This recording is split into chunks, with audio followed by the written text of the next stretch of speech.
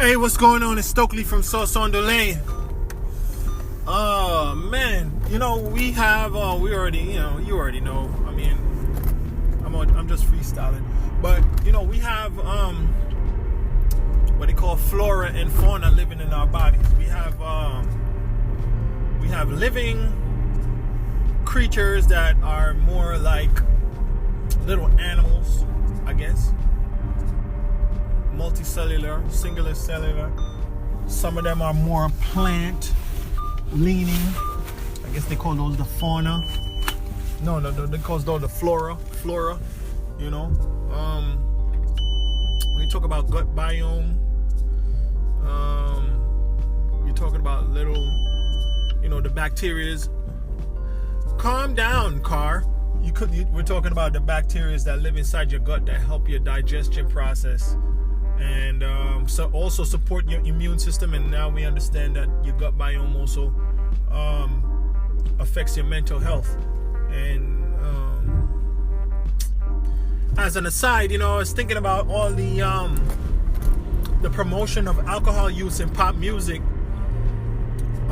Probably produced a lot of people who are alcoholics right now.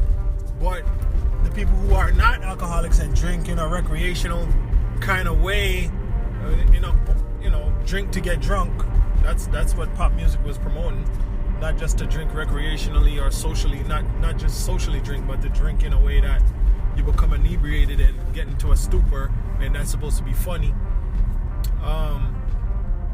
Other people, aside from the people who have now become alcoholics, there's people who are now, they have a multitude of issues, maybe kidney failure, maybe liver disease, maybe hepatitis, maybe it just messed up their gut biome, and maybe it caused them to act out violently because alcohol is associated with violent behavior. It's involved in a lot of violent interactions. It's a depressant, and for the most part, except for tequila, supposedly. So, anyhow, just wanted to touch on that. I really want to talk about gut biome, and what I really want to talk about, yeast. Okay, yeast, for instance, is like a plant, or like a fungus or algae, or it's in the line of those things, yeast. So, and then then we have bacteria, which are more like little animals, single cell, maybe multicellular animals. The thing about it, their reproduction is typically multiplied by sugar, and having a weakened immune system, it doesn't help that either. It's good to have bacteria in your digestive tract to break down the feces, because you don't want them to stay in your gut so long that they become putrid and end up poisoning you. So the bacteria helps to break it down so that it can flow through your system and get out of there. But aside from that, we have bacteria living all over inside of our bodies. Supposedly, I was watching a Penn and Teller documentary once. They said the bacteria in your mouth, you have more bacteria in your mouth than you have in your anus or in your rectum, or whatever the case may be. There's more bacteria on your mouth than on your anus. And what else was it? I think the bathroom is one of the dirtiest places in your house.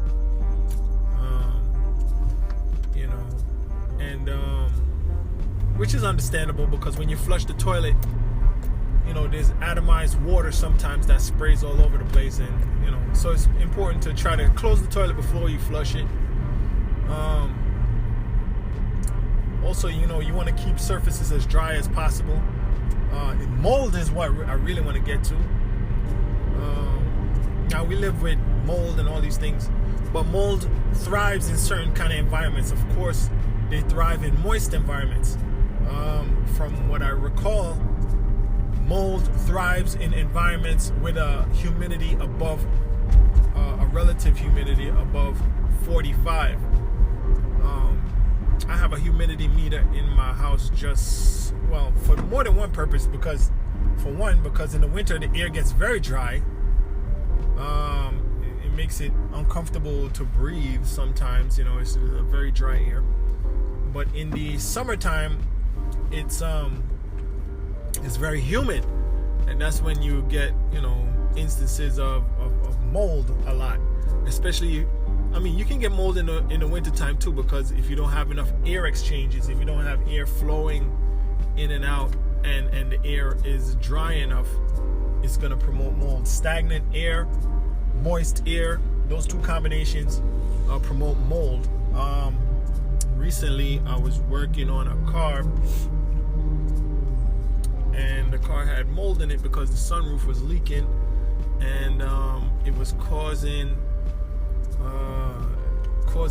the occupant to have illness. That's my conclusion, because after I cleaned out the mold, a lot of their symptoms and complaints went away. Now,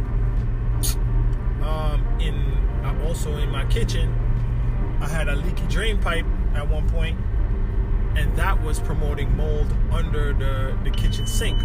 But I was able to take care of that like a few years ago, so that really helped a lot. They have a thing. I already talked about air filters, but air filters not necessarily going to help you in that situation.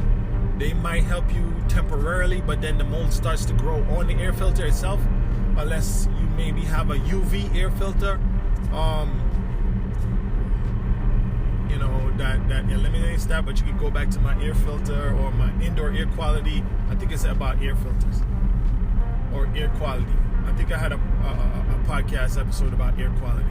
So it's important to get fresh air when you can, but sometimes we can't let the fresh air in because it's too hot, it's too humid outside, whatever the case may be, too cold outside. But then we have to try to work a little harder to purify the air inside, using air purifiers and try to clean all the surfaces and make sure that there are no leaks. So if you want to get rid of mold, you're gonna find the leaks, stop them, and that will definitely help get control of the mold. But also spraying diluted vinegar also helps, because vinegar helps to kill mold. Like when I just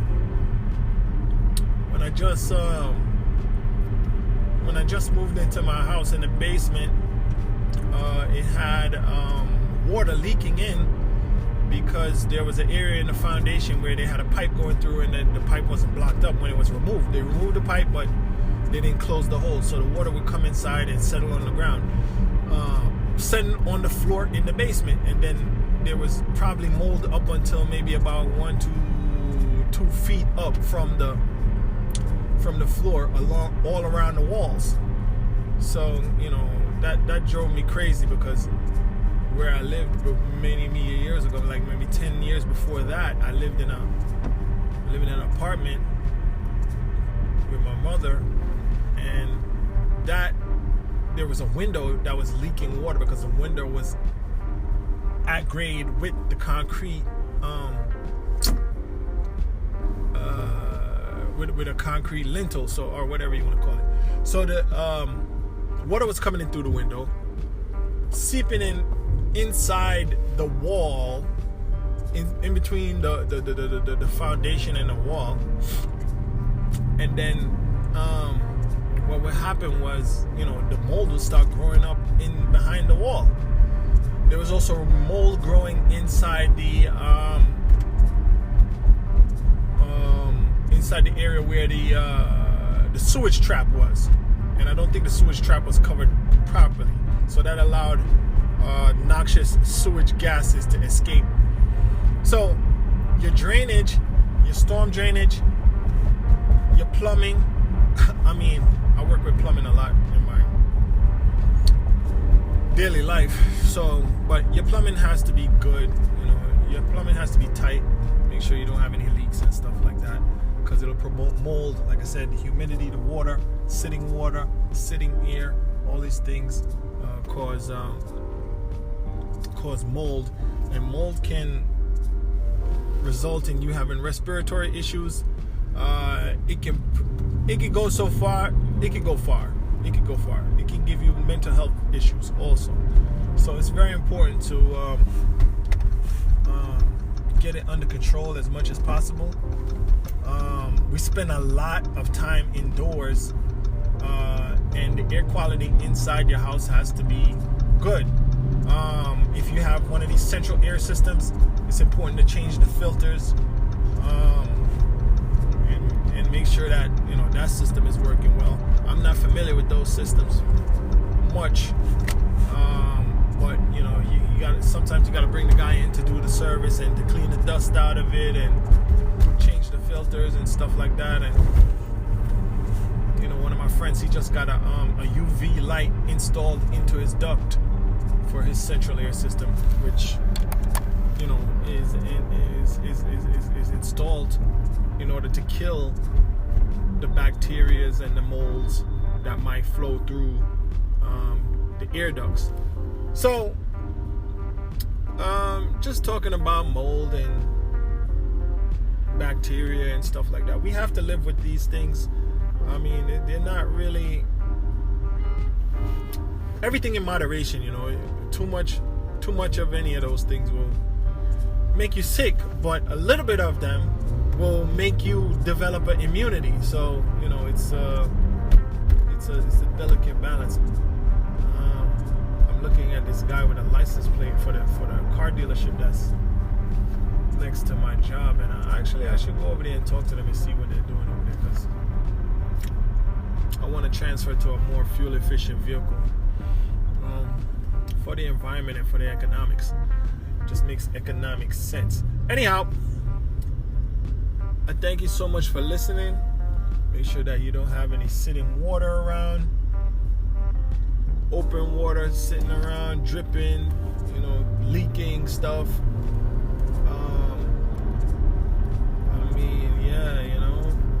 Try to get those things under control, because constantly leaking water, not only does it erode. What are you honking me for? Scaring me for? Anyhow, leaking water,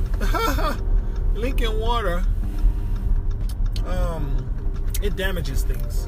And it not only just creates more, but it damages things also. So, just be safe. You got to keep your environment clean as possible. Dust and those things, dust likes to attract these things even more. Dirt likes to attract these things even more. If you have house plants, you only water them occasionally. You don't keep them wet all the time. You water them, and you don't give them any more water until